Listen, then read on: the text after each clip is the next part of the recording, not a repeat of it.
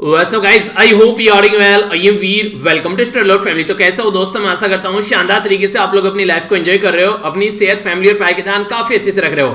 तो कैसी है मेरी आर्मी 4 AM आर्मी। एक बच्चे के द्वारा बोला गया, सर 21 दिन से कोशिश कर रहा था, आखिर आज उठ ही गया। और अब सर अगले 21 दिन तक कंटिन्यूअस उठना है ताकि सुबह ये मेरी आदत बन जाए। और एक बच्चे के द्वारा ये बोला गया कि सर अब 21 दिन से उठ रहे हैं, अब तो मजा आने लगा मॉर्निंग में उठकर। देखिए स्टार्टिंग में आप लोगों को हर एक चीज वो होगी जो स्टार्टिंग में स्टार्ट करेंगे दिक्कत करेगी, मन करेगा क्विट करने का। वहां पर अगर आप लोगों ने अपने आप को रोक लिया ना, तो कोई भी बाधा, कोई भी दिक्कत, कोई भी अड़चन, कोई भी इतना बड़ा पहाड़ क्यों ना हो आप लोगों के सामने, उसको आप लोग ढेर कर अपने कदमों में ला देंगे अगर आप लोगों में थोड़ा सा पेशेंस रहे किसी भी चीज को लेकर। पेशेंस कितनी कमी है इस दुनिया में कि जरा जरा सी देर में लोग इरिटेट होने लगते हैं। तो अगर थोड़ा सा पेशेंस आप लोग रखिए, जहां आज 10 मिनट पढ़ना है तो कोशिश करो कि 10 की जगह 12 मिनट पढ़ेंगे। अगर आधा घंटा पढ़ना है तो हम लोगों को 35 मिनट पढ़ना है, इनके 5 मिनट और बढ़ा दो। तो इससे आप लोगों के अंदर पेशेंस जनरेट होना स्टार्ट हो जाएगा। जो काम करना है उसको 5 मिनट और ज्यादा करना स्टार्ट कर दो, अपने आप लोगों के अंदर धैर्य आना स्टार्ट हो जाएगा। तो ये कहीं मार्केट में नहीं मिलता। सबसे अच्छी बात ये आप लोग को अपने आप जनरेट करना पड़ता है, और एक बार लाइफ में जनरेट हो गया तो जिंदगी भर आप लोगों को इसका फायदा मिलने वाला है। जैसे कि हेल्थ है, एक बार सही से कर ली, जिंदगी भर आप लोगों के लिए मेंटेन रखो उसको, आप लोगों की गाड़ी चलती रहेगी। इसी तरीके से धैर्य है और इसी तरीके से सुबह उठने की आदत है। जिसको सुबह उठना है एक बार आदत बना लो और फिर पूरी जिंदगी बल्ले बल्ले है। तो ये कुछ ऐसी चीजें हैं जो आप लोगों को अपनी लाइफ का पार्ट बना लेना चाहिए, और इसको करने में काफी आसानी रहेगी अगर ये चीजें आप लोग इंप्लीमेंट करके चलेंगे। बोला गया मुश्किल है पर थोड़ा कोशिश किया करो, जहां मौका मिले थोड़ा हंस लिया करो। देखिए हंसने से ना कोई प्रॉब्लम दूर नहीं होती है, पर हाँ जो दिक्कत आप लोगों के सामने आ रही है उसको लड़ने के लिए आप लोगों के अंदर क्षमता बढ़ जाती है। आप लोगों को ये लगने लगता है ठीक है यार थोड़ी सी तो दिक्कत है, थोड़ी देर के लिए है, निकल जाएगी। पर लेकिन कई सारे लोग जो है इतने फ्रस्ट्रेट हो जाते हैं कि वो प्रॉब्लम दिक्कत करके जाए या ना जाए, वो एक नई प्रॉब्लम क्रिएट कर लेते हैं जो कि आप लोगों को और ज्यादा दिक्कत में डाल देती है। क्योंकि कोई भी काम ढंग से नहीं करेंगे, अगर कोई दिक्कत सामने दिखेगी, फ्रस्ट्रेट अपने आप को फील करने लगेंगे, तो ये जो फ्रस्ट्रेशन आप लोगों का बढ़ता जाता है, तो ये फ्रस्ट्रेशन आप लोगों को उस लेवल पर लाकर रख देगा कि नॉर्मल जो डे बाय डे के काम है ना, उनमें भी आप लोगों की अड़चन आएगी। और उनमें एक बार अड़चन आनी स्टार्ट होगी तो फिर तो समझिए कि दिक्कतों पर दिक्कत होनी स्टार्ट हो जाएंगी।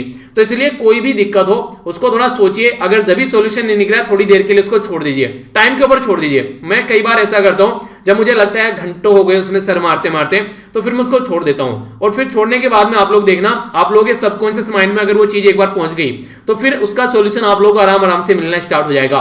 बहुत सारी ऐसी चीजें मैंने लाइफ में अपने की है जो मुझे लगता था नहीं हो पाएगी, पता नहीं यार कैसे हो पाएगी, पर लेकिन उसको छोड़ दिया फिर। ठीक है, यहां देखते हैं कैसे हो पाएगी। तो टाइम टू टाइम जैसे जैसे आप बढ़ने लगते हैं आप लोगों को सॉल्यूशन मिलने स्टार्ट हो जाते हैं। आप लोगों में से कई ने एक्सपीरियंस भी किए होंगे, अगर हाँ तो नीचे कमेंट बॉक्स में अपना एक्सपीरियंस आप लोग शेयर कर सकते हैं। और देखिए एक दूसरे के कमेंट पढ़ा करो ताकि आप लोग एक दूसरे से भी चीजें सीख सको। मैं तो आप लोगों को जो भी सिखाता हूं मैं भी आप लोगों को सीख सकूं, तो अपनी अच्छे अच्छे एक्सपीरियंस आप लोग शेयर कर सकते हैं इन चीजों से रिलेटेड। 2 वीडियो अगर डेली आप लोग देखते हैं तो करंट अफेयर जो है आप लोगों की मुट्ठी में होगा, शानदार तरीके से आप लोग चीजों को एंजॉय कर पाएंगे। जिस किसी को पीडीएफ चाहिए वो सारी पीडीएफ आप लोगों को यहां से जाकर मिल जाएगी, तो इनको जाकर डाउनलोड कर लेना। ओके, तो काफी प्यारा डिस्कशन ये रहने वाला है। उससे पहले आइए सबसे पहले हम लोग देखेंगे आज का क्विज, टकटकी लगाकर देखेंगे इसको, फिर वीडियो के अंदर इसका आंसर आप लोगों को मिल जाएगा। सबसे पहले बात की जा रही है यहां पर फादर ऑफ बांग्लादेश, यानी कि father of nation of Bangladesh, यानी कि बांग्लादेश के जो देश के पापा हैं, यानी कि जैसे हमारी कंट्री के महात्मा गांधी जी, ऐसे ही बांग्लादेश के देश के पापा कौन है, उनका नाम है शेख मुजीबुर रहमान। इसी के साथ में यहाँ पर सुल्तान है ओमन के, उनका नाम आप लोगों को बताना है क्या है। इन दोनों को अभी यहाँ पर गांधी पीस प्राइज से नवाजा गया है 2020 के लिए और 2019 के लिए, तो एक साथ यहाँ पर ये अवार्ड दिए गए हैं। तो इनके बारे में आप लोगों को पता होना चाहिए। तो अवार्ड के बारे में डिस्कस करेंगे और इन पर्सनैलिटी के बारे में डिस्कस करेंगे ताकि क्वेश्चन पूछा जाए तो कंफ्यूजन न हो, और ओमन वगैरह भी देखेंगे मैप में। इसी के साथ में बात की जा रही है यहाँ पर जो ये गांधी पीस प्राइज जो स्टार्ट किया गया था, ये स्टार्ट किया गया था 1995 में। तो 1995 में महात्मा गांधी जी की कौन सी बर्थ एनिवर्सरी सेलिब्रेट की गई थी जिस पर ये अवार्ड स्टार्ट किया गया था। ये भी प्यारा सा क्वेश्चन एक बन सकता है जो कि पता होना चाहिए आप लोगों को। बात की जा रही है यहाँ पर ग्लोबल हंगर इंडेक्स के बारे में, यानी कि ग्लोबल लेवल पर जो भुखमरी होती है उसको तैयार किया था, उसका एक इंडेक्स, ये एक एनजीओ के द्वारा तैयार किया था। तो उसके बारे में आप लोगों को बताना है कि एनजीओ का नाम क्या है। हमारी कंट्री की जो रैंक है यहाँ पर ये भी बताई गई है 2020 के लिए कि 94 देखने को मिली 107 में से, यानी कि नीचे से टॉप करते करते हम लोग रह गए। तो गवर्नमेंट ऑफ इंडिया के द्वारा बोला गया कि जो भी इसके द्वारा यहाँ पर ये इंडेक्स तैयार किया था, ये सही तरीका नहीं है इंडेक्स तैयार करने का, इसको अपने पैरामीटर चेंज करने चाहिए। तो उसको लेकर अभी ये इशू बन गया है, और अगर किसी भी न्यूज के ऊपर इशू बन जाता है और उस न्यूज के बारे में बेसिक इंफॉर्मेशन आप लोगों को जरूर पता होना चाहिए। तो जानेंगे इसके बारे में। डिटेल में समझेंगे क्या क्या बातें की जा रही है। बात की जा रही है यहां पर एक पर्टिकुलर एग्रीमेंट था 2015 में। इसमें यह बोला गया था जो डेवलप्ड कंट्री है यानी कि जो अमीर देश हैं वो क्या करेंगे, उनका एक गोल रखा गया था कि वो आने वाले टाइम में यहां पर जो गरीब देश हैं उनके लिए हर साल 100 बिलियन इकट्ठा करेंगे क्लाइमेट चेंज को टैकल करने के लिए। 2025 से पहले यहां पर ये चीजें स्टार्ट करने की बात की गई थी। तो ये कौन सा एग्रीमेंट था जिसमें बातें की गई, क्योंकि आज के डेट में जो भी टेम्परेचर बढ़ता है, पोल्यूशन बढ़ रहा है, बहुत बड़ा रोल इनमें अमीर कंट्री का है। तो उसी को यहां पर टैकल करने के लिए ये मुद्दा सामने निकल कर आया था। हमारी कंट्री में जो कुंभ का मेला आप लोगों को देखने को मिलता है अलग अलग एरिया में नजर आता है, नासिक में, उज्जैन में, हरिद्वार में और इसी के साथ में प्रयागराज यानी कि जो इलाहाबाद है वहां पर। इन रिवर के नाम आप लोगों को बताने की कौन कौन सी रिवर है, और कई बार ये पास में क्वेश्चन पूछे जा चुके हैं मैच करने के लिए भी।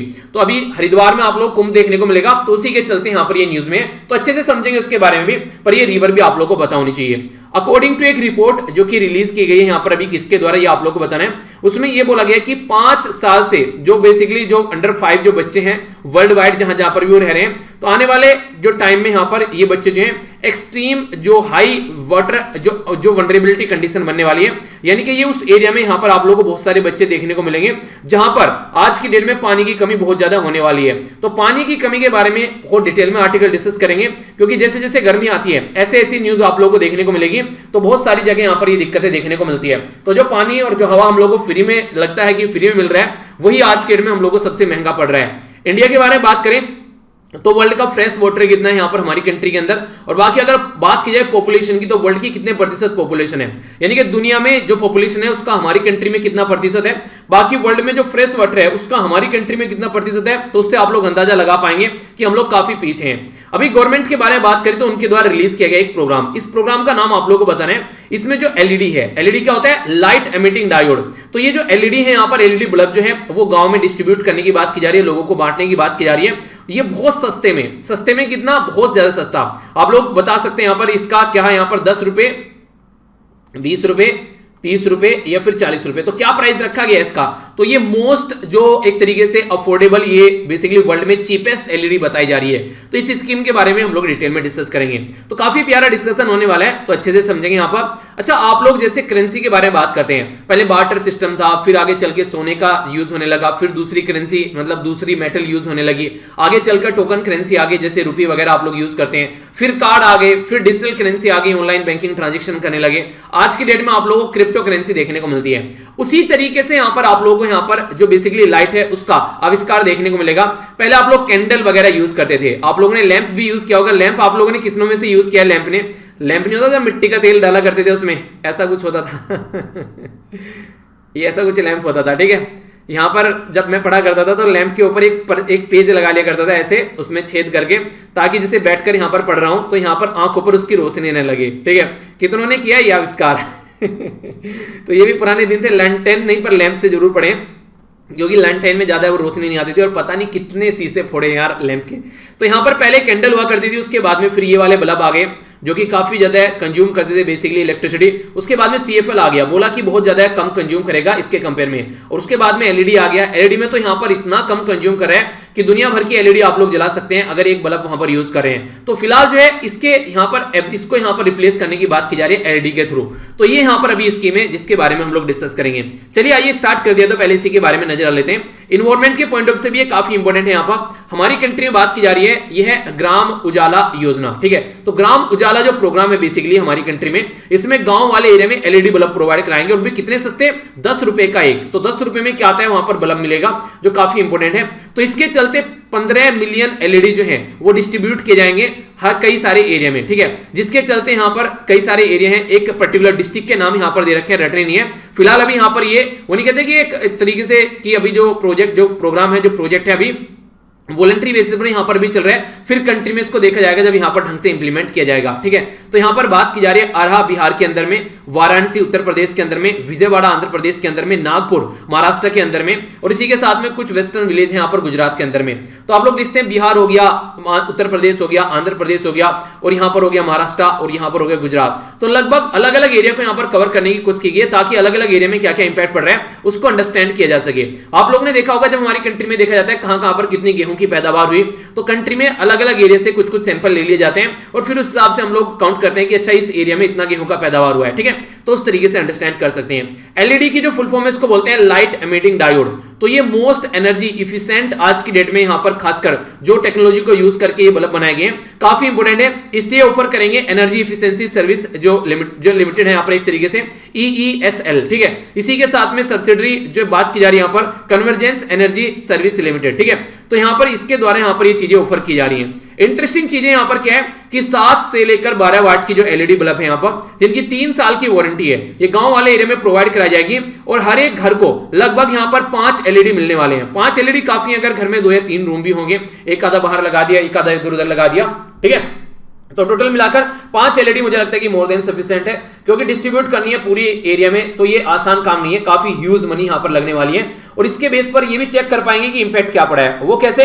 वो रहेगा जब यहां पर मीटर इंस्टॉल किए जा रहे हैं। अभी आप लोगों ने देखा होगा कई सारे एरिया में मीटर इंस्टॉल कर दिए गए हैं, इवन मेरे गांव में भी मैंने देखा था कि काफी लार्ज स्केल पर मीटर इंस्टॉल कर दिए गए हैं। तो इस तरीके से काफी लार्ज स्केल पर मीटर इंस्टॉल किए जा रहे हैं, तो उससे पता चल पाएगा कितना ज्यादा फायदा देखने को मिल रहा है। तो यहां पर जो बेसिकली इनकी जो प्राइस है इनका, वो 60 रुपए पर है यहां पर 5 रुपए, ये 10 रुपए में इसको दे रहे हैं गांव वाले एरिया में। तो बाकी का जो पैसा आएगा वो कार्बन क्रेडिट से आएगा। कार्बन क्रेडिट क्या होता है? कार्बन क्रेडिट एक तरीके से, जैसे मान लीजिए कोई अमीर आदमी है, वो बहुत ज्यादा कोयला यूज कर रहा है, एसी यूज कर रहा है या फिर कुछ और यूज कर रहा है, जिसके चलते इलेक्ट्रिसिटी ह्यूज यूज कर रहा है, तो यहां पर उसकी रेस्पॉन्सिबिलिटी बनती है कितना ज्यादा कार्बन एमिशन कर रहा है, तो उसके ऊपर कुछ ना कुछ टैक्स लगाया जाए, तो वहां से पैसा आएगा। तो कई सारी जो डेवलप कंट्री है वो इस तरीके से डेवलपिंग कंट्री को पैसा प्रोवाइड कराती है, क्योंकि उन्होंने ह्यूज लेवल पर आज के डेट में कार्बन एमिट कर रहे हैं। तो उसी के चलते यहां पर कार्बन क्रेडिट जो है यहां पर ये यूज किया जाएगा इस तरीके के प्रोजेक्ट को फ्यूचर में कंटिन्यू करने के लिए।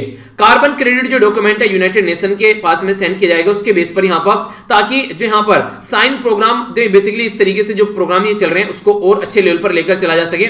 और एक खासकर वॉलेंट्री कार्बन स्टैंडर्ड जो है उसके तहत भी यहां पर इसको वेरीफाई किया जा रहा है, ताकि जो बायर है वो खरीद सके। देखिए बेसिकली तो ये है कि कौन इंसान इसको खरीद सकता है। कई सारे लोग ऐसे होंगे 10-10 रुपए में भी नहीं खरीदेंगे इसको, ठीक है। तो कम से कम कुछ ना कुछ ऐसा सिस्टम प्रोवाइड कराना, ताकि जो जिस तक ये पहुंचानी है चीजें उस तक पहुंचाई जा सके। तो ये है इसका बेसिक पर्पज। आई होप कि आप लोग अंडरस्टैंड कर रहे होंगे। आइए अब आगे चलते हैं। नेक्स्ट यहां पर सर्वे और रिपोर्ट के बारे में बात की जा रही है। काफी प्यारी और काफी इंपोर्टेंट ये न्यूज है। ये बात की जा रही है अभी रिसेंटली जो यूनाइटेड नेशन चिल्ड्रन फंड है, जिसको शॉर्ट फॉर्म में यूनिसेफ बोलते हैं, United nation children fund, short form में यूनिसेफ इसको बोला जाता है। तो ये बच्चों के लिए काम करने वाली एक ऑर्गेनाइजेशन है। इसके द्वारा ये बोला गया कि जो बेसिकली 5 जो चिल्ड्रन है वर्ल्ड वाइड, वो उन एरिया में रह रहे हैं जहां पर यहां पर हाईली एक्सट्रीम जो बेसिकली वाटर वल्नरेबिलिटी है। यानी कि अगर बात की जाए, अगर आज ऑल ओवर वर्ल्ड में हम लोग चेक करें तो 1 in 5 यानी कि 5 बच्चों में से अगर आप लोग चेक करेंगे तो एक बच्चा ऐसे एरिया में रह रहा है, हर 5 बच्चे में से, जहां अगर पानी की कमी है, ठीक है। स्टार्टिंग में मैंने शायद एज बोल दिया था इसको, सॉरी, इसको सही कर लेना, ठीक है। तो यहां पर हर एक 5 बच्चे में से एक बच्चा ऐसे एरिया में रह रहा है जहां पर पानी की कमी है। यह बताया गया है यूनाइटेड नेशन चिल्ड्रन फंड के द्वारा। तो ये रिपोर्ट प्रस्तुत की गई है। तो अगर आप लोगों से पूछे कि बच्चों की वनरेबिलिटी से रिलेटेड किसके द्वारा प्रस्तुत की गई है ये यहां पर चीज, यहां पर ये यूनाइटेड नेशन चिल्ड्रन फंड के द्वारा प्रस्तुत की गई है, ठीक है। तो ध्यान से सुना कीजिए, फिर आप लोग बोलते हैं क्वेश्चन कहां से बन गया। तो भाई साहब यहां से क्वेश्चन बन गए, आप लोगों ने ध्यान से नहीं सुना। अगर ध्यान से सुनते तो आप लोग आंसर दे पाते।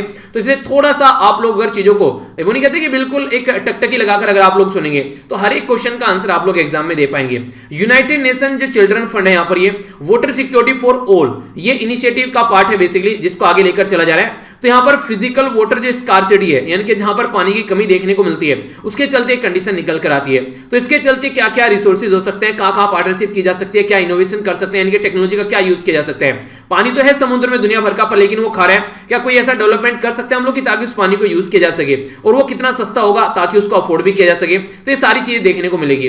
तो इनके द्वारा कई सारे लगभग 37 हॉटस्पॉट बताए गए कंट्री, जहां पर ये काफी लार्ज स्केल पर यहां पर प्रॉब्लम फेस कर रहे हैं, इनके पानी की कमी है। अफगानिस्तान है, बुर्किना फासो, इथियोपिया, हैती, जो Kenya, niger, Nigeria, Pakistan, Papua new Guinea, Sudan, Tanzania, Yemen. तो ये कंट्री आप लोगों को देखने को मिलेगी। और भी बाकी 37 ऐसी कंट्री यहां पर आइडेंटिफाई की गई है जहां पर ये दिक्कत काफी लार्ज स्केल पर देखने को मिल रही है। और हमारी कंट्री में इससे रिलेटेड क्या क्या बातें उसके बारे में आप लोगों से जिक्र करूंगा। पहले आप लोग ये समझिए कि कहां पर ज्यादा प्रॉब्लम देखने को मिलती है। अगर बात करें तो अफ्रीका कॉन्टिनेंट के अंदर, अगर आप लोग अफ्रीका कॉन्टिनेंट के अंदर जाएंगे तो ये दिक्कत काफी लार्ज स्केल पर देखने को मिलेगी। रीजन क्या है यहां पर ये दिक्कत काफी लार्ज स्केल पर देखने के लिए, क्योंकि ये जो रीजन है आप लोग यहां पर देखते हैं, ये सहारन अफ्रीकन आप लोगों को यहां पर देखने को मिलेगा बेसिकली, जहां पर काफी लार्ज स्केल पर डेजर्ट है। क्यों? क्योंकि इक्वेटर है यहां पर, तो सूरज की किरणें बिल्कुल टकाटक एकदम सीधी पड़ती हैं, तो इसकी वजह से यहां पर ये प्रॉब्लम निकल कर आती है। तो ये बेसिकली जो वेस्टर्न और सेंट्रल अफ्रीका है वहां पर 31% ऐसी कंडीशन देखने को मिलेगी साउथ एशिया में 25 और मिडिल ईस्ट में 23%, यानी कि ऑल ओवर वर्ल्ड में कहीं ना कहीं दिक्कत देखने को मिल ही रही है। और जो बात की जाए यहां पर तो ये बोला गया कि जो हाईएस्ट जो प्रपोर्शन चिल्ड्रन जो इस पर्टिकुलर एरिया में रह रहा है 58% के करीब डिफिकल्टी फेस कर रहा है, यह ईस्टर्न और जो सदर्न अफ्रीका है, यानी कि अफ्रीका कॉन्टिनेंट के अंदर। इंडिया के अंदर अगर आप लोग बात करते हैं तो 4% वर्ल्ड का फ्रेश वाटर है हमारे पास में, यानी कि जो वर्ल्ड में टोटल पानी है फ्रेश वाटर है उसका ओनली 4% है, जबकि वर्ल्ड की लगभग 17 से 18% जो पॉपुलेशन है वो हमारे कंट्री के अंदर रहती है। क्यों? क्योंकि चाइना के बाद में वर्ल्ड में दूसरी सबसे ज्यादा पॉपुलेस कंट्री कौन सी है? वो है इंडिया। तीसरी कौन सी है ये आप लोगों को बताना है। सबसे ज्यादा पॉपुलेस कंट्री, सबसे ज्यादा पॉपुलेशन वाली कंट्री कौन सी है? एक और इंटरेस्टिंग क्वेश्चन आप लोग जाकर देखिएगा इसके बारे में सर्च कर ऑल ओवर वर्ल्ड में हमारे उत्तर प्रदेश का जो स्थान है वो कहां पर आता है, यानी कि वर्ल्ड में बात कर रहा हूं यहां पर कई कंट्री के बाद में आप लोगों को अपना राज्य उत्तर प्रदेश भी देखने को मिल जाएगा, यूपी, यानी कि इतनी ह्यूज पॉपुलेशन आज के में, इसलिए उसको मिनी इंडिया के नाम से भी आप लोग जानते हैं। तो यहां पर मुझे हमेशा याद आती है, एक फ्रेंड था उसका सिलेक्शन हुआ था यूपीएससी के अंदर, तो मैंने बोला कौन सा कैडर लिया है भाई साहब, तो रहने वाले राजस्थान के, तो बोला मिनी इंडिया मिला है। मैंने कहा अच्छा। तो वहां से मुझे एकदम वो कनेक्ट कर जाता है। तो ये कंडीशन आप लोगों को देखने को मिलेगी। तो राजस्थान नहीं, हरियाणा का बंदा, सॉरी हरियाणा का। तो नीति आयोग जो है यहाँ पर उसके द्वारा रिलीज की गई, यहाँ पर ये 2018 इसके अंदर भी इसके द्वारा बताया गया कि लगभग 600 के करीब मिलियन जो लोग हैं आज के डेट में, रफली 45% के करीब आज के डेट में पानी की कमी फेस कर रहे हैं, ये नीति आयोग ने बोला है। National institute of transforming India के द्वारा जो रिपोर्ट प्रस्तुत की गई थी 2018 में, उसके द्वारा भी ये बातें बताई गई है। अगर बात करें यहाँ पर 40% जो जनता है वो यहाँ पर आने वाले टाइम में 2030 तक का हमारी कंट्री में ये पीने वाले पानी की प्रॉब्लम भी उनको देखने को मिलेगी, यानी कि लगभग आधा इंडिया जो है वो प्यासा मरने वाला है अगर इसी कंडीशन के तरीके से हम लोग आगे बढ़ते रहे। यहां पर बात की जा रही है 6% ऑफ इंडियन जीडीपी, यहां पर ये खर्च होने वाली आने वाले टाइम में 2050 तक का वाटर क्राइसिस को लेकर। कहीं पर सूखा पड़ गया, कहीं और कंडीशन देखने को मिल गई, तो जो पानी है ना कि पानी हर जगह है पर लेकिन पीने के लिए पानी नहीं है, तो वो वाली कंडीशन देखने को मिलेगी। तो ये आने वाले टाइम में बहुत बड़ी दिक्कत पड़ने वाली है। आगे अगर बात कीजिए क्राइसिस जो है किसकी वजह से यहां पर देखने को मिल रहे हैं, एक तो देखिए वाटर टेबल डिक्लाइन हो रही है, यानी कि पानी जो है जो पृथ्वी पर जो वर्षा करता था वो कहीं ना कहीं एक तरीके से कम होता हुआ जा रहा है। वाटर टेबल जो अंदर पानी रिचार्ज होता था, जहां से आप लोग पानी निकाल कर लेकर आते हैं जमीन के अंदर से, काफी ज्यादा दिक्कतें देखने लगी है। मैक्सिमम जगह तो कंक्रीट की रोड बनने लगी है, तो इसकी वजह से भी जो वाटर टेबल ढंग से रिचार्ज नहीं हो पाती है। और भी बहुत सारे ऐसे रीजन आप लोग को देखने को मिल जाएंगे जिससे हम लोग ओवर एक्सप्लॉइट कर रहे हैं पानी को। देखिए पेड़ जितने लगाए जाए उतने ही काटे जाए, समझ में आता है, लेकिन काट ज्यादा रहे और लगा कम रहे तो फिर आप लोगों को पेड़ जो है वो डेफिशिएट यानी कि कमी में नजर आ जाएंगे। ऐसे ही पानी निकाल तो ज्यादा रहे जमीन के अंदर से, पर लेकिन पानी जा कम रहा है जमीन के अंदर, तो ये दिक्कतें देखने को मिलती हैं। तो ये समझना पड़ेगा हम लोगों को। इसी के साथ में कई सारे जो बांध होते हैं, डैम होते हैं, उनके अंदर क्या होता है, यहाँ पर जो कंकड़ पत्थर जो होते हैं वो जमा होने लगते हैं। तो उसी के चलते यहाँ पर बात की जा रही है कंपेंडियम, यानी कि एक सारांश है बेसिकली, जो silting of reservoir in India. तो ये रिपोर्ट तैयार की गई थी सेंट्रल वाटर कमीशन के द्वारा 2020। ये बेसिकली है क्या, जो बांध होते हैं उनके अंदर इस तरीके से कई सारे कंकड़ पत्थर जो है वो इकट्ठा होने लगते हैं, तो उसकी वजह से उनकी बांध की जो पानी इकट्ठा करने की क्षमता होती है वो कम होने लगती है। नदियों में भी आप लोगों को सेम कंडीशन देखने को मिलेगी, तो इसकी वजह से भी यहाँ पर जो पानी स्टोरेज की कैपेसिटी यहाँ पर घटती जा रही है, तो ये दिक्कत देखने को मिल रही है। और बात ही रही सही जो कसर है यहाँ पर वो क्लाइमेट चेंज पूरी कर दे रहा है। तो ये 3 मेन कोज यहाँ पर बताए जा रहे हैं। तो ये इंपॉर्टेंट है, अगर लिखने के लिए भी आ जाए कुछ तो इनको आप लोग याद रख सकते हैं।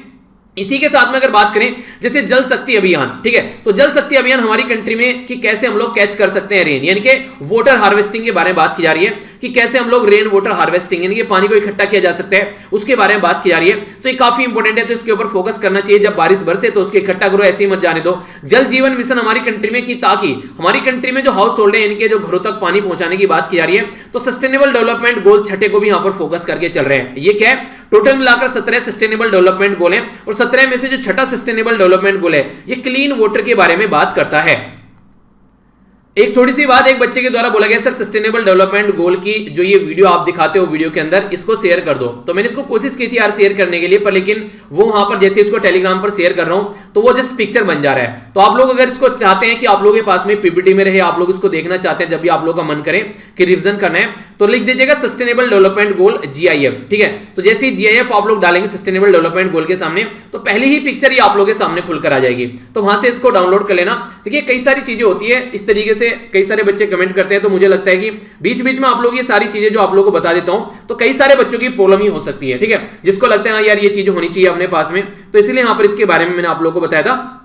बेसिकली कई सारे बच्चे बोलते हैं कि सर ये मैप कैसे यूज करते हैं, जैसे मैप नहीं दिखाया मैंने आप लोगों को ये वाला, तो मैप कैसे यूज करते हैं यार, इसके बारे में मैंने कंप्लीट वीडियो बना रखी है कि कैसे आप लोग इसको यूज कर सकते हैं। डिटेल में मैंने बता रखा है कि ये कैसे आता है, ठीक है। जब यहां पर ये वाला मैप में लेकर आ जाता हूं तो यहां पर ये वाला कैसे आता है, ठीक है। इसको अगर आसपास में चांद सूरज भी आप लोगों को चाहिए तो ये कैसे आएंगे, तो ये सारी चीजों के ऊपर मैंने एक वीडियो बना रखी है जो कि आप लोग जाकर देख सकते हैं। तो वहां पर आप लोगों को सारी चीजें मैंने डिटेल में समझा रखी है कि किस तरीके से आप लोग इसको यूज कर सकते हैं, तो देख लीजिएगा, उसको डिटेल में बता रखा है मैंने, ठीक है। टेलीग्राम पर जब जाएंगे ऊपर ही मैंने उसके बारे में मेंशन भी कर रखा है, उसको बेसिकली पिन कर रखा है, ठीक है। तो दिक्कत कुछ नहीं है, बस थोड़ा सर्च कर लीजिए तो आप लोगों को चीजें मिल जाएंगी। ओके, तो ये सस्टेनेबल डेवलपमेंट भी हो गया छठा। अगर कुछ लिखने के लिए आता है या फिर कोई डायरेक्ट भी क्वेश्चन एग्जाम में पूछा जाता है तो मुझे नहीं लगता है कि इससे भरा आप लोगों से क्वेश्चन पूछा जाएगा और आप लोग उसका आंसर नहीं दे पाएंगे, ठीक है। तो इस तरीके से आइडिया रखिएगा। आगे बढ़ते हैं, हेल्थ के बारे में यहां पर बात करते हैं। तो हेल्थ के बारे में जो बात की जा रही है, ये बेसिकली यहां पर बात की जा रही है डिप्थेरिया के बारे में। ये एक बीमारी है, अगर इसको आप लोग अंडरस्टैंड करना चाहते हैं तो ये इसके वायरस आप लोगों को यहां पर देखने को मिलेगा। ये एक ऐसी बीमारी है जिसका इलाज भी है, जिसकी दवाई भी है, पर लेकिन लापरवाही इतनी ज्यादा हो रही है कि बीमारी बढ़ती जा रही है। ये बेसिकली मुंह के अंदर जो इस तरीके से आप लोगों को कुछ बीमारी देखने को मिलेगी, कैंसर टाइप में होने लगता है आगे चलकर ये। तो सबसे इंटरेस्टिंग चीज पता है क्या लगी मुझे, इसकी दवाई भी है, इसका इलाज भी है पूरा, पर फिर भी ये बीमारी आज के दिन में बढ़ती हुई नजर आ रही है। तो उसके चलते अभी ये थोड़ा सा शॉकिंग जो न्यूज है सामने, ठीक है। तो ये जो डिप्थीरिया है यहाँ पर ये रिलेटिवली इजीली प्रिवेंटेबल डिजीज है, यानी कि इसको प्रिवेंट किया जा सकता है, इसको रोका जा सकता है, पर लेकिन आज के डेट में ये ग्लोबल यानी कि वैश्विक तौर पर ये खतरा बनती हुई जा रही है। 2018 में 16,651 जो रिपोर्टेड केस देखने को मिले, 1996 से लेकर 2017 तक 8,000, ये 8,105 केसेस थे ईयरली बेसिस पर लेकिन अभी देखिए इसके कितने केसेस हो गए हैं। अगर वर्ल्ड हेल्थ ऑर्गेनाइजेशन से माने हिसाब से इंडिया के अंदर इसके केसेस 2,365 थे यहां पर 2015 में, आगे चलकर ये 3,380 हो गए, 2017 में 5,293 हो गए। इंडिया लगभग 60% यहां पर जो ग्लोबल एरिया में जो भी बीमारी है उसका 60% इंडिया के अंदर है। 2018 में अगर बात करें तो ये यहां पर आप लोगों को देखने को मिलेगा 8,788, यानी कि ऑल ओवर वर्ल्ड में यहां पर 16,000 ही करीब है, हमारी कंट्री में अकेले में 8,000 है यहां पर। तो ऑल ओवर वर्ल्ड का लगभग 60% हमारी कंट्री में आप लोगों को देखने को मिलेगा। और ये जो आज के डेट में जो विटनेस की जा रही है बीमारी है, वो बीमारी है जो कि आसानी से इसका सोल्यूशन निकाला जा सकता है, ठीक है। और मोर डेथ भी हो रही है कई जगह, तो यहां पर बच्चों की अभी बोला गया कि यहां पर कई सारे बच्चों की यहां पर इसकी वजह से डेथ भी हो गई, ठीक है। 50 बच्चों की डेथ हो गई यहां पर 2018 में, इसकी वजह से जो बीमारी जिसका हमारे पास में इलाज भी है। तो ये थोड़ी शर्म करने वाली बात है, एक तो वो बीमारी आ गई जिसके बारे में कुछ पता नहीं है, ये ऐसी बीमारी जिसका इलाज भी है, दवाई भी है, उसका हम लोग कोई इलाज नहीं कर पा रहे हैं। तो इसके बारे में थोड़ा कुछ सोचना पड़ेगा। रीजन क्या बताया जा रहा है, तो सोचने वाली बात है। आप लोग जरा जैसी बीमारी होती है ना, एंटीबायोटिक ले लेते हैं, सर में दर्द हो गया एंटीबायोटिक ले लो, मत लो यार, बॉडी को बर्बाद करके रख देगी। इससे अच्छा तो अगर आप लोग को थोड़ा सा नजला खांसी जुकाम है तो एक बार दिन में पसीना आप लोग निकाल दो एक्सरसाइज करके, तो आधे से ज्यादा ठीक हो जाएगा। तो ये आप लोग देखते हैं। बात की जा रही है एंटी माइक्रोबियल रेजिस्टेंस, जिसको AMR आप लोग बोलते हैं। आप लोगों को मान लीजिए कोई दिक्कत हो रही है थोड़ी बहुत खांसी नजले जुकाम की, ठीक है, तो डॉक्टर ने दवाई दी कि दवाई खा लेना, आप लोगों ने आधी खाई आधी फेंक दी, एक दिन बाद 2 दिन बाद थोड़ा सही लगा, फिर से वो बीमारी होगी। अब नेक्स्ट जो डोज देगा डॉक्टर को हाई डोज देना पड़ेगा, जब थोड़ा सोल्यूशन होगा फिर से आप लोगों ने वो हरकत देगी, फिर आगे और हाई डोज देना पड़ेगा। तो ये जो हाई डोज की जो क्वांटिटी बढ़ रही है, इसका मतलब ये है कि आप लोगों की बीमारी जो है बॉडी के अंदर वो ताकतवर होती जा रही है और जो दवाई है वो उसके ऊपर इंपैक्ट नहीं डाल रही है। तो इसका मतलब ये हो गया कि आप लोगों की जो बॉडी है वो रेजिस्ट करने लगेगी, जो दवाई है उसकी हाई पावर अगर दवाई की आप लोगों को मिलेगी तो ये आप लोग सोल्यूशन निकाल पाएंगे। तो ये कई बार जो बैक्टीरिया होते हैं, वायरस होते हैं, फंजी या फिर जो पैरासाइट होते हैं, उनकी वजह से बीमारी देखने को मिलती है। तो इसकी वजह से जो एंटीबायोटिक आप लोग जो दवाइयां वगैरह यूज करते हैं, ये सारी और कई सारी प्रॉब्लम देखने को मिलने लगती है। तो ये इन्फेक्शन आप लोगों की बॉडी में बढ़ने स्टार्ट हो जाते हैं। तो पहला तो ये बताया गया कि इसकी वजह से दिक्कतें देखने को मिलती है। दूसरा बताया गया कोविड-19 का इंपैक्ट भी यहां पर निकल कर आ रहा है। अलग अलग दुनिया के पार्ट में यहां पर काफी ज्यादा इग्नोर किया गया दूसरी बीमारी को, तो उसकी वजह से भी दिक्कत देखने को मिल रही है। अगर बात करें यहां पर इस बीमारी को मिसअंडरस्टैंड किया जाता है, यानी कि इसको ढंग से समझा ही नहीं गया। जो पेरेंट्स है कई बार ये सोच लेते हैं कि थोड़ा सा कफ हो रखा है, कोल्ड हो रखा है, तो इसके चलते इसको इग्नोर करते रहते हैं और इसके चलते चलते कई सारे बच्चों की जान भी चलेगी। तो कहीं ना कहीं ये जो बीमारी है, ये कहीं ना कहीं एक इग्नोर करने वाली बीमारी है, जिसको शांति में हम लोग इग्नोर कर देते हैं और वो दिक्कतें यहां पर क्रिएट कर देती है। आगे चलकर जैसे जैसे चीजें आगे बढ़ती हैं, जो बैक्टीरिया है वो पूरी किडनी के ऊपर और हार्ट के ऊपर और नर्वस सिस्टम के ऊपर भी हमारा इंपैक्ट डालने स्टार्ट कर देता है। कई बार दवाइयों को लेकर हेजिटेट रहते हैं, जैसे नहीं कि दवाई जो है सही नहीं है, उसके बारे में नेगेटिव इंफॉर्मेशन फैली हुई है, तो कई बार ये भी दिक्कत क्रिएट कर देती है। देखिए दवाई न होना एक बार को चल जाता है, पर लेकिन दवाई की हेजिटेंसी होना, ये तो वही हो गया कि पीने के लिए पानी सामने रखा हुआ है, पर लेकिन इंसान जो है वो प्यासा मर रहा है। क्यों? क्योंकि उसको ये लग रहा है कि ये पानी खराब है। तो उस तरीके से अगर एक बार दवाई के बारे में ऐसी भावनाएं बन गई तो फिर वो बहुत ह्यूज लेवल पर नेगेटिव इंपैक्ट डालती हैं। तो इसको भी सुधारने की यहां पर बात की जाती है। इसके बारे में अगर बात की जाए कि कैसी बीमारी आप लोगों से कोई पूछे किसकी वजह से यहां पर होती है, तो बैक्टीरियम जो बेसिकली कार्ने बैक्टीरियम, ये डिप्थीरिया, ये इसका BCD, ये बेसिकली इसका बैक्टीरिया है जिसकी वजह से बीमारी होती है। नॉर्मली जैसे कोल्ड हो गया, फीवर हो गया, या ठंड लग रही है, या स्वेलिंग आ रही है, जैसे गले में सूजन आ गई, ठीक है, कोई ऐसी चीजें, गले में खराश हो गई, तो ये सारी चीजें इसके सिम्टम्स हो जाती हैं, तो इसका इलाज कराना चाहिए, ठीक है। इसी के साथ में अगर कफ हो रहा है या फिर छींक आ रही है तो इसकी वजह से फैलती भी है बीमारी, ठीक है। तो इसकी वजह से यहाँ पर ये बेसिकली कॉन्टैक्ट में एक दूसरे के इन्फेक्शन में यहाँ पर ये बीमारी आ सकती है, अफेक्ट कर देती है 1 से लेके 5 ईयर के एज के बच्चों को, ठीक है। डिफ्थीरिया जो है प्रिवेंटेबल है, एंटीबायोटिक और वैक्सीन वगैरह इसका यूज करके इसको प्रिवेंट किया जा सकता है। हमारी कंट्री में 1978 में प्रोग्राम लॉन्च किया गया था, प्रोग्राम इम्यूनाइजेशन के चलते इसको कंट्रोल करने की कोशिश की गई। कई सारे ऐसे प्रोग्राम, इससे 2011 में हमारी कंट्री में प्रोग्राम, 2011 तक हमारी कंट्री में पोलियो की बीमारी को खत्म कर दिया गया, कोई केस नहीं आया, तो 2014 में हमारी कंट्री पोलियो फ्री हो गई। तो दुनिया भर के ऐसे प्रोग्राम चलाए गए हैं पास्ट में बीमारियों को खत्म करने के लिए। तो इसलिए ऑलरेडी जिस चीजों के बारे में दवाई अवेलेबल है, तो कम से कम थोड़ा सा हम लोग को सिक्योर होकर चलना चाहिए ताकि उनको हम लोग ढंग से यूटिलाइज कर सकें, ठीक है। तो ये थी इसके बारे में इंफॉर्मेशन, आई होप कि माइंड में आप लोगों की क्लैरिटी आई होगी। आइए अब आगे चलते हैं नेक्स्ट न्यूज के ऊपर। यह है एक इंटरनेशनल न्यूज और यहां पर बात की जा रही है गांधी पीस प्राइज के बारे में। तो गांधी जी के नाम पर जो पीस प्राइज स्टार्ट किया गया था, जब गांधी जी की 125वीं बर्थ एनिवर्सरी सेलिब्रेट कर रहे थे 1995 में, 1995 में, तो उस टाइम पर यहां पर ये स्टार्ट किया गया था। आखिर पर्पज क्या है इस प्राइज का? पर्पज इस प्राइज का ये है कि आज की डेट में अगर कोई पर्टिकुलर पर्सन जो है वो महात्मा गांधी जी की आइडियोलॉजी को फॉलो करता हो, उनके विचारों को फॉलो करता हुआ सोसाइटी में कुछ चेंज लेकर आता है, चाहे सोसाइटी में सोशल, इकोनॉमिक, पॉलिटिकल कोई भी ट्रांसफॉर्मेशन लेकर आता है नॉन वायलेंस का पाथ फॉलो करते हुए, तो उसको यहां पर ये प्राइज मिलेगा। तो अमाउंट जो है यहां पर 1 करोड़ रुपए दिए जाते हैं, क्योंकि इंटरनेशनल लेवल पर भी यहां पर ये लोगों को दिया जाता है। तो ऐसा तो है नहीं कि 1 लाख रुपए देकर काम चल जाएगा। तो 1 करोड़ रुपए यहां पर दिया जाता है। बेसिकली ट्रेडिशनल हैंडीक्राफ्ट दिया जाता है, नॉर्मली तो सॉल दिया जाता है, या इसके अलावा कोई भी ऐसा आइटम जो कि यहां पर सुटेबल लगता है वो यहां पर दे दिया जाता है, ठीक है। इसी के साथ में साइटेशन भी आप लोगों को देखने को मिलेगा, एक प्लेक यहां पर देखने को मिलेगा। तो ये कुछ ऐसी चीजें हैं, पर लेकिन 1 CR जो 1 करोड़ रुपए यहां पर ये दिए जाते हैं। अब की बार जो ये अवार्ड मिला है यहां पर, तो ये अवार्ड जो दिया गया 2020 के लिए, ये दिया गया है बांग्लादेश के जो शेख मुजीबुर रहमान, ठीक है। तो इनको ये अवार्ड दिया गया 2020 के लिए, और 2020 में इनकी 100वीं बर्थ एनिवर्सरी सेलिब्रेट की गई है, ठीक है। तो ये भी इंपॉर्टेंट है, जो याद रखिएगा। और दूसरा जो 2019 के लिए दिया गया है ओमन के जो पर्टिकुलर पर्सनैलिटी है इनको दिया गया यहां पर, यानी कि एक बांग्लादेश के, एक है ओमन के। इनका नाम है कसूब बिन सईद अल सैद, ठीक है। तो इनका नाम याद रखिएगा, इनका नाम है यहां पर, यह है यहां पर काबूस बिन सईद अल सईद। तो यहां पर ये दोनों आज के डेट में हमारे बीच में नहीं है। इंपॉर्टेंट बात यहां पर ये पोस्टुमसली पहली बार ये अवार्ड दिया गया है, वरना ये जीवित पर्सनैलिटी को दिया जाता था। तो एक चेंज इसके अंदर लाया गया कि पोस्टुमसली ये अवार्ड यहां पर दिया गया है, ठीक है। अगर ओमन आप लोग देखना चाहते हैं कहां पर लोकेटेड है, तो ये अपनी कंट्री होगी, लोकेशन के पास में कंपेयर कीजिएगा। यहां पर ओवन हो गया, अरेबियन सी यहां पर आप लोग देखते हैं। तो ये पर्सनैलिटी अगर देखना चाहते हैं तो ये है यहां पर शेख मुजीबुर रहमान साहब, और यहां पर ये देखने को मिलेंगे ओमन के जो यहां पर ये किंग है, बेसिकली सुल्तान है, इनके बारे में बात की जा रही है। तो बांग्लादेश के द्वारा 1971 में आजादी यहां पर सेलिब्रेट की गई थी। तो अभी यहां पर बांग्लादेश की विजिट पर भी हमारी कंट्री के जो प्राइम मिनिस्टर जाने वाले हैं, तो उसी के चलते इंपॉर्टेंट बातें यहां पर ये है कि देखिए आज की डेट में अगर कंडीशन आप लोग समझे, बांग्लादेश हमारे लिए काफी इंपॉर्टेंट है, क्योंकि सबसे बड़ी बाउंड्री किसी कंट्री के साथ में टच करते हैं तो वो है बांग्लादेश। अगर वहां पर शांति नहीं रहेगी तो फिर दिक्कत हो जाएगी।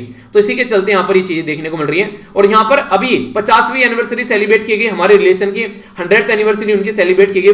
बांग्लादेश के जो पहले प्रेसिडेंट या फिर फादर ऑफ नेशन आप लोग बोल सकते हैं बांग्लादेश के, तो उन्हीं के चलते यहां पर ये अवार्ड दिया गया, ठीक है। और बाकी ओमन के लिए यहां पर इनको दिया गया। दोनों के बारे में कुछ छोटी छोटी बातें यहां पर शेख मुजीबुर रहमान के बारे में बात की जा रही है। इनको बंगा बंधु के भी नाम से जाना जाता है, ठीक है। तो बंगाल के भ्राताश्री, ठीक है। इसी के साथ में जैतिर जनक या फिर जैतिर पिता, यानी कि फादर ऑफ नेशन इनको बोला जाता है।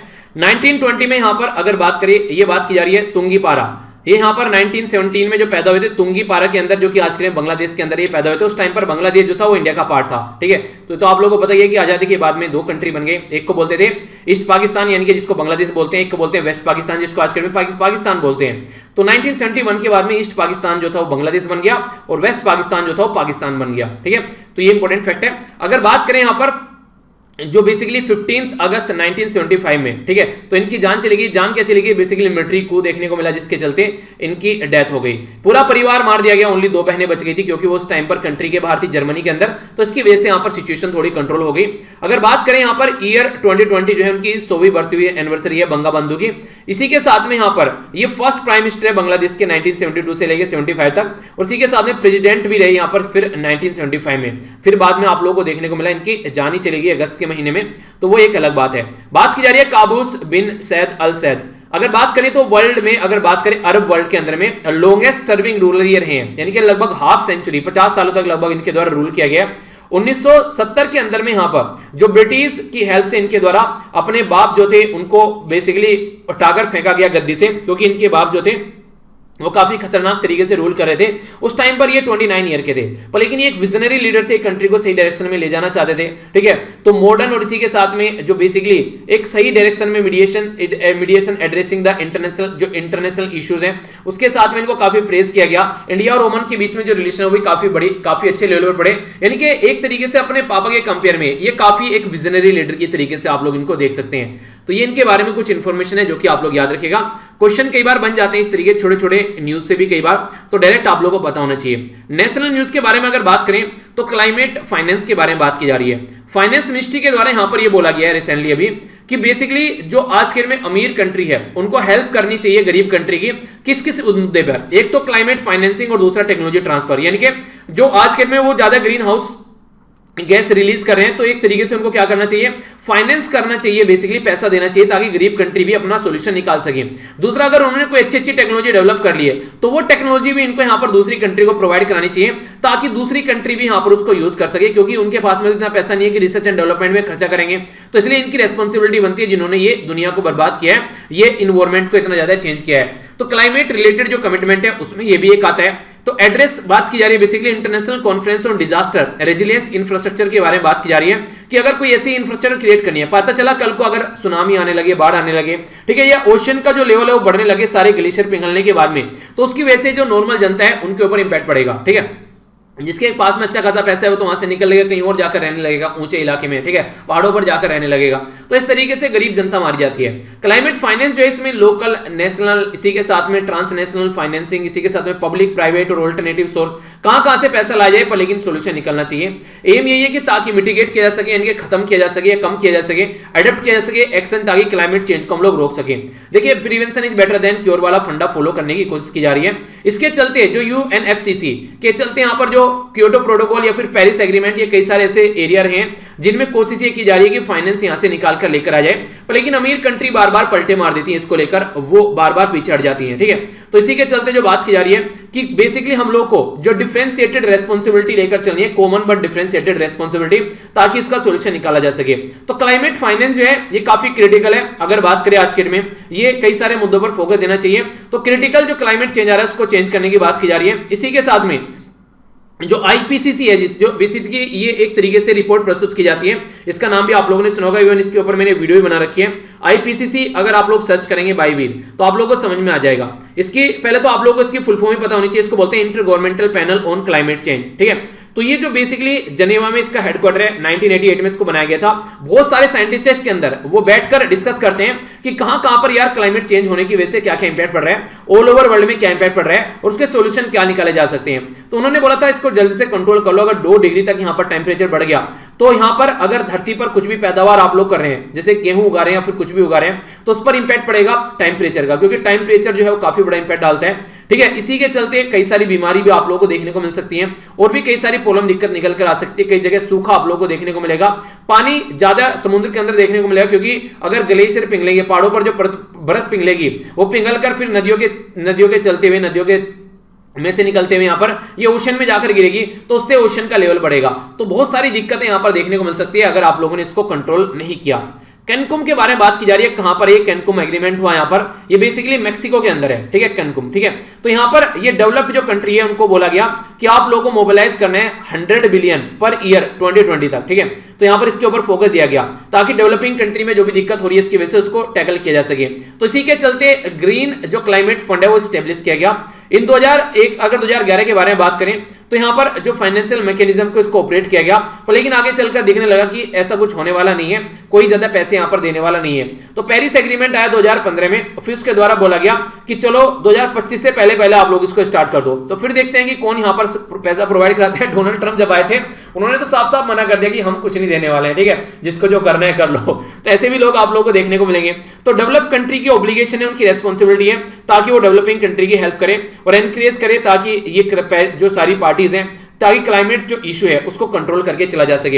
ये ऐसा तो है नहीं कि एक पर्टिकुलर पर्सन को ही सुधार सकता है, तो दुनिया भर के लोग जब साथ में आएंगे तब जाकर ये चीजें सुधरेगी। ठीक है, जैसे मैं बोलता हूं कि अकेला मैं सबको नहीं पढ़ा सकता, जो आप लोग यहां से सीखते हैं पढ़ते हैं वो दूसरों को पढ़ा दीजिए जब भी आप लोगों को टाइम मिलता है। एक इंसान भी अगर एक बच्चे को या फिर एक इंसान दो बच्चों को पढ़ाएगा तो काफी सारी सोसाइटी को हम लोग इंप्रूव कर सकते हैं। अगर खुद नहीं पढ़ा पाते हैं तो आप लोग इस चैनल के साथ में भी चाहे तो फैमिली मेंबर को जोड़ सकते हैं, जिससे कि उनको भी फायदा होगा और आप लोगों के आसपास भी एक अच्छा माहौल आप लोगों को देखने को मिलेगा। तो मैं तो यही बोलूंगा कि जो पढ़ रहे हो वो पढ़ा दो, तो आप लोगों का रिवीजन भी हो जाएगा। बाकी जिस तरीके से आप लोगों को पॉसिबल लगे ये चीजें जरूर इंप्लीमेंट करो लाइफ के अंदर। तो ये एक तरीके से होने का कि आप लोग एक माहौल अच्छा बनाएंगे तो आप लोग के पास में अच्छा डिस्कशन करने वाले लोग आप लोग को देखने को मिलेंगे। कुंभ के मेले के बारे में बात की जा रही है। अभी सेंट्रल गवर्नमेंट के द्वारा उत्तराखंड गवर्नमेंट को लिखा गया कि भाई साहब ये जो कुंभ का मेला है ना, इसमें कोविड-19 फैलने का चांस काफी ज्यादा है, तो इसको थोड़ा कंट्रोल करके आप लोग चलना। ठीक है, तो उसी के चलते ये अभी न्यूज में है, तो इसके बारे में आप लोग सुनिए थोड़ा सा आखिर क्या क्या है। सबसे पहले तो जो कुंभ का मेला है ये यूनेस्को की जो रिप्रेजेंटेटिव लिस्ट है intangible culture heritage of humanity, उसके अंदर इसको मेंशन किया गया है, क्योंकि ये माना जाता है कि पृथ्वी के ऊपर सबसे ज्यादा जो लोग इकट्ठे होते हैं कहीं पर तो कुंभ के मेले में इकट्ठे होते हैं, और यहां पर इनको स्पेस से जाकर भी देखा जा सकता है। तो यहां पर कई सारी रिवर है, अलग अलग रिवर पर अलग अलग टाइम पर देखने को मिलेगा। गोदावरी रिवर पर होता है नासिक, आप लोगों को राज्य का नाम बताना है, राज्य कौन सा है। सिप्रा रिवर पर होता है उज्जैन, राज्य का नाम क्या है। गंगा रिवर पर होता है हरिद्वार, राज्य का नंबर क्या है। उसी के साथ में गंगा यमुना और जो सरस्वती है जब ये मिलती है एक जगह आकर तो ये प्रयाग में होता है, तो राज्य का नाम क्या है। तो इनके राज्य के नाम भी आप लोगों को सबको बताने हैं, राज्य का नाम भी आप लोगों को पता होना चाहिए मैच करने के लिए। तो संगम का मतलब होता है जो मीटिंग पॉइंट होता है जहां पर आकर तीनों रिवर मिलती हैं। ठीक है, तो ये एक इंपॉर्टेंट पॉइंट है। बाकी अगर बात करें 4 डिफरेंट जो सिटी यहां पर इन्वॉल्व आप लोगों को देखने को मिलती है, तो सोशल और कल्चर जो एक्टिविटी है वो देखने को मिलेगी। तो कल्चरली डाइवर्स ये बेसिकली एरिया है। और टेक्निकली अगर बात की जाए यहां पर ये आप लोगों को वंस इन एवरी 12 ईयर, यानी कि बोलते नहीं है कि पेपर में सिलेक्शन नहीं हुआ है कौन सा कुंभ का मेला है, फिर से आ जाएगा फिर दे लेना। जैसे अभी मान लीजिए रिजल्ट आ रहे हैं तो सिलेक्शन नहीं हो रहा है तो फिर से लोगों कौन सा कुंभ का मेला है, तो इस तरीके का डायलॉग भी कई बार बोला जाता है। इसका मतलब कि 12 साल में थोड़ी ना आएगा, अगले साल फिर आ रहा है तो फिर से ट्राई करो उसको अच्छे से, क्या गलती रहेगी, कमियां रहेगी, खामियां रहेगी, सुधारो और आगे बढ़ो। तो इसी के चलते यहां पर ये अराउंड जो 6th ईयर अर्धकुंभ सेलिब्रेट किया जाता है, जिसको हाफ मेला भी बोला जाता है। ठीक है, जैसे कि इलाहाबाद में देखने को मिलेगा माघ का मेला। ठीक है, तो ये सेलिब्रेट किया जाता है यहाँ पर मंथ ऑफ माघ, जिसको यहाँ पर अर्धकुंभ बोलते हैं। तो यहाँ पर हिंदू कैलेंडर के हिसाब से यहाँ पर जनवरी से, वैसे नॉर्मली जनवरी से लेकर फरवरी में, और वैसे हिंदू कैलेंडर के हिसाब से माघ बोला जाता है इसको। ठीक है, आप लोगों ने सुना होगा ना कत्तर मंगसिर पो फागन चैत बसाख साड़ सम्मण भादवा सोज, ये सारे बोले जाते हैं ना, इस तरीके के जो बोले जाते हैं वो। ठीक है, लोकल भाषा में। किसको याद है 12 के 12 है, किसी को याद है लिखिए जरा सारे के सारे किसको याद है, अगर किसी को देखता हूं इंटरेस्टिंग होगा काफी। बात की जाए तो माघ का जो मेला है यहाँ पर बेसिकली अर्ध कुंभ के नाम से जाना जाता है। ये इसको कुंभ का जो मेला होता है उसका आधा मेला। ठीक है, तो 6th या फिर 12th ईयर में आप लोगों को देखने को मिलेगा।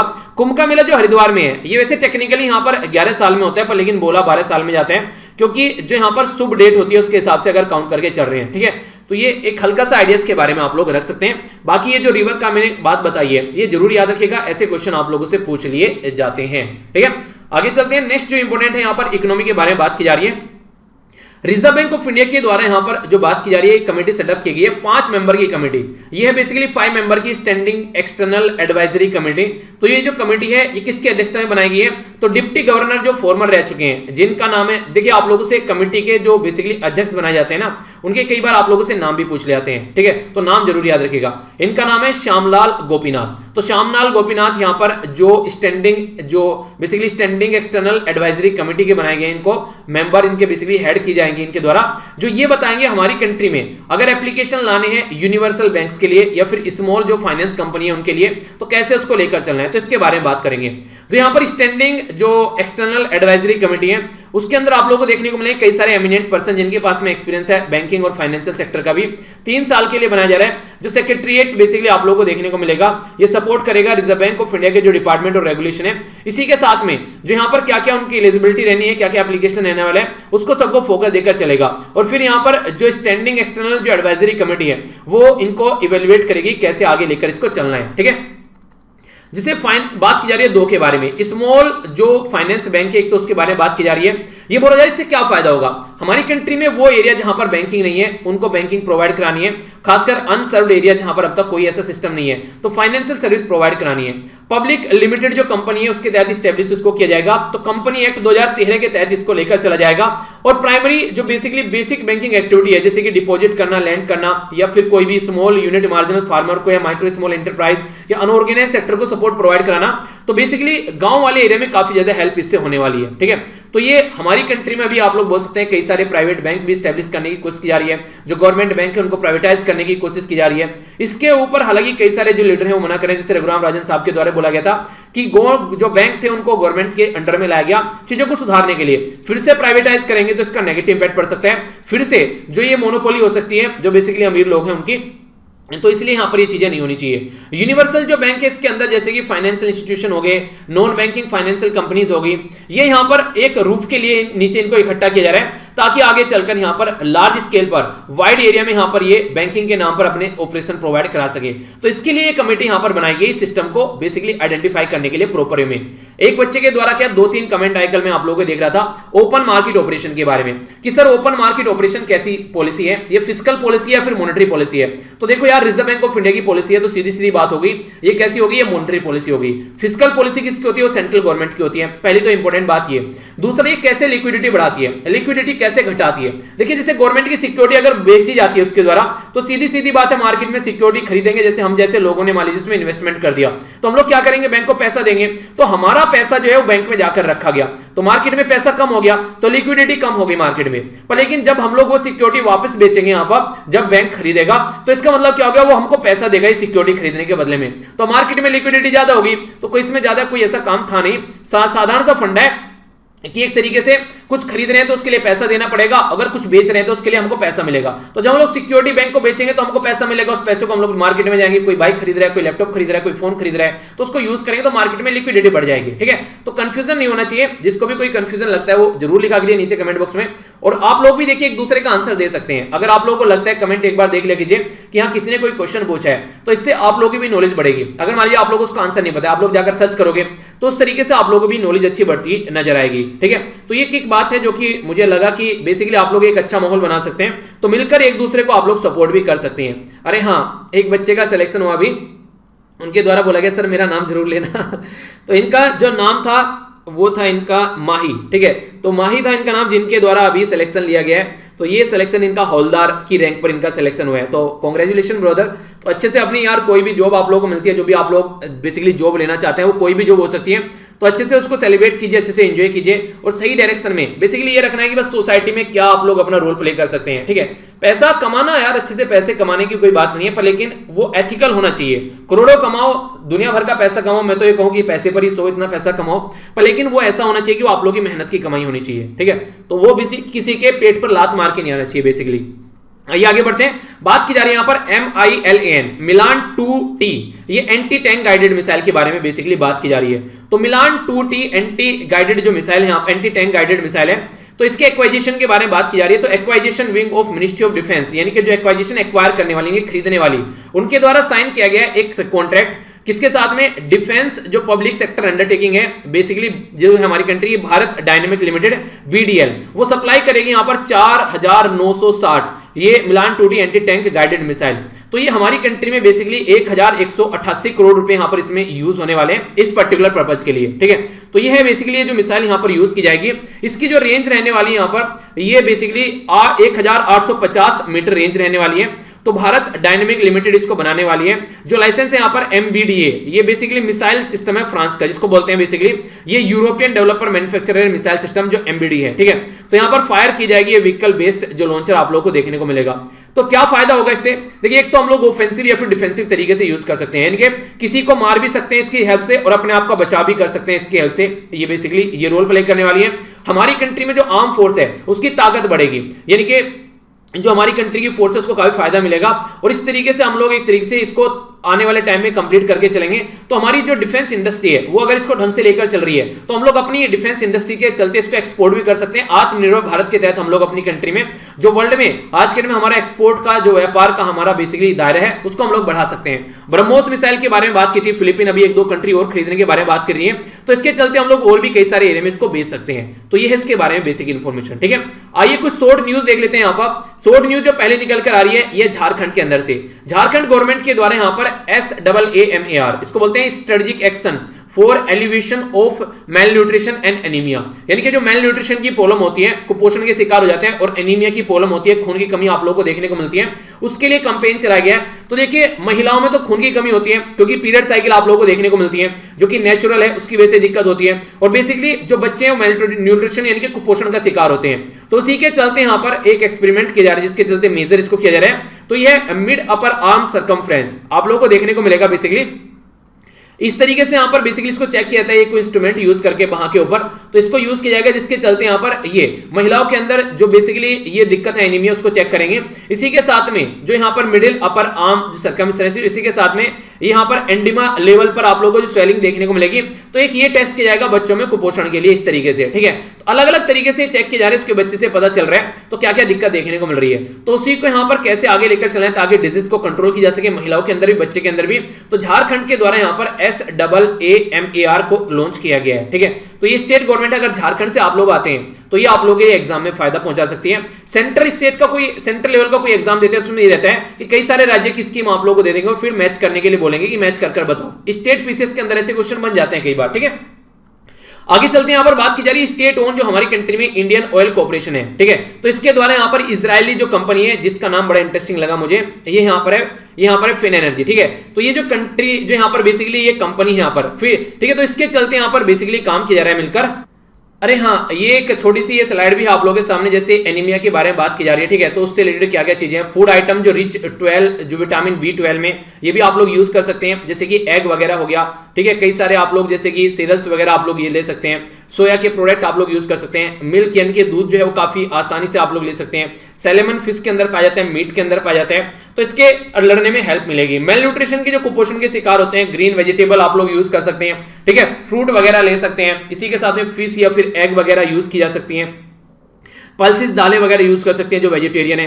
तो ये सारे आप लोगों की डाइट का पार्ट होने चाहिए। ठीक है, तो इसके चलते आप लोग जो है इन सब चीजों से दूर रह पाएंगे। तो इसके बारे में बात की गई।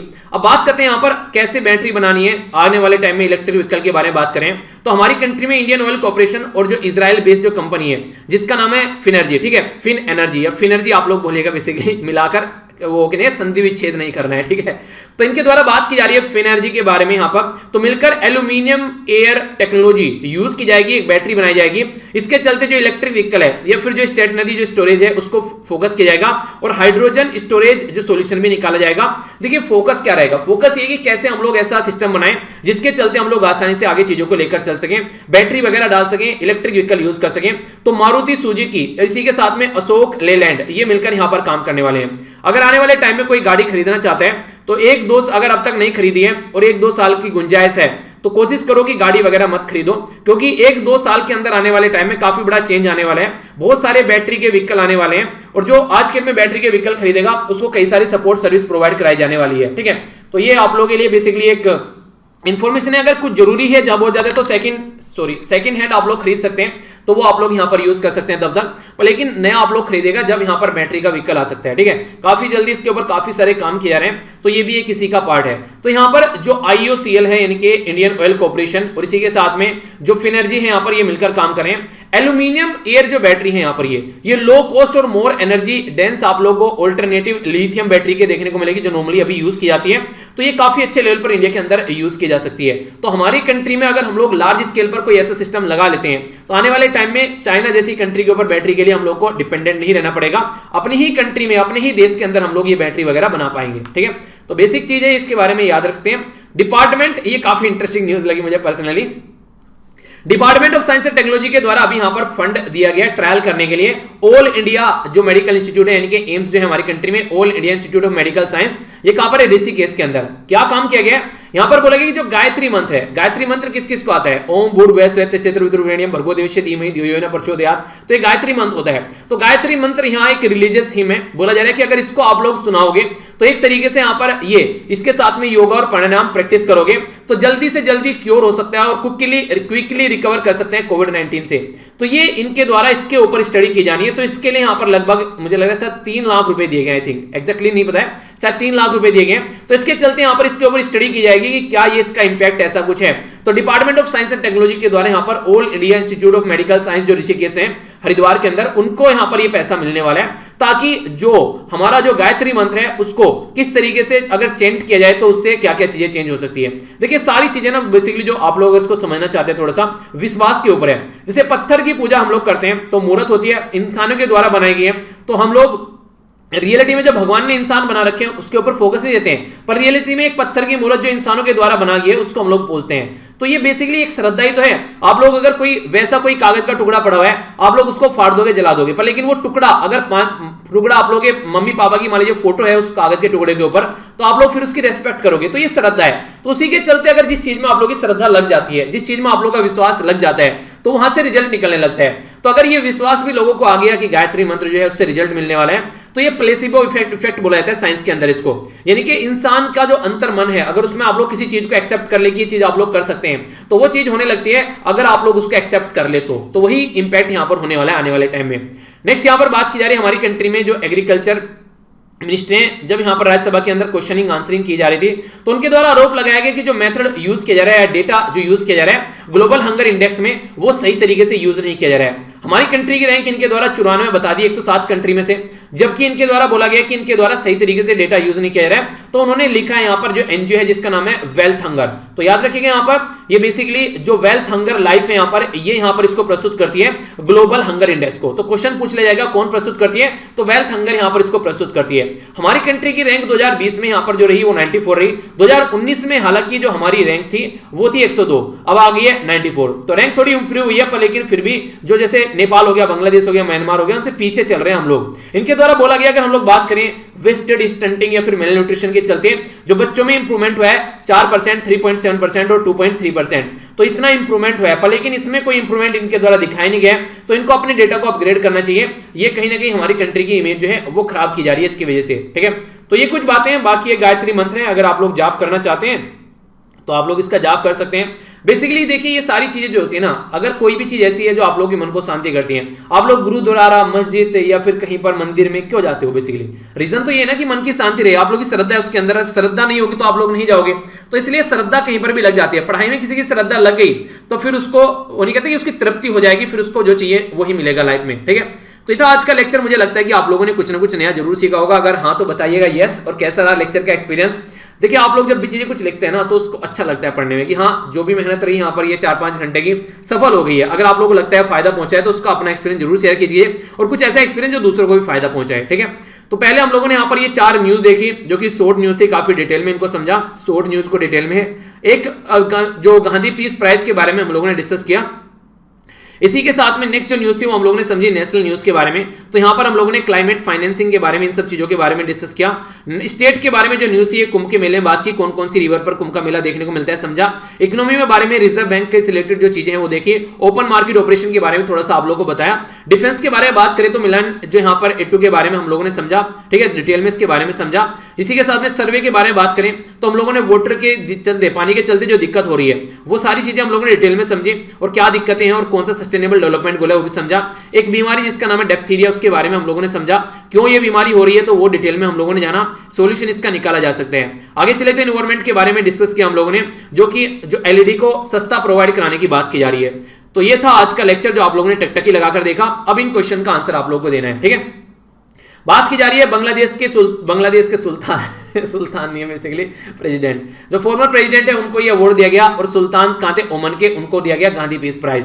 तो जो यहाँ पर ओमन के हैं उनका नाम लिखना है। कौन सी बर्थ एनिवर्सरी थी ये बताइए। हाँ, ये यहाँ पर किसके द्वारा प्रस्तुत किया जाता है, ग्लोबल हंगर इंडेक्स, ये बताना है। किसके द्वारा बोला गया था कि लगभग $100 बिलियन पर ईयर आप लोगों को प्रस्तुत करने हैं। कहाँ कहाँ कुंभ का मेला आप लोगों को देखने को मिलता है। इसी के साथ में आप लोगों को बताना है किसके द्वारा बताया गया कि हर एक 5 में से बच्चा जो है वो ऐसे एरिया में रहता है पानी की जहां कमी है। इंडिया में कितना वोटर है वर्ल्ड का और कितना प्रतिशत पॉपुलेशन है।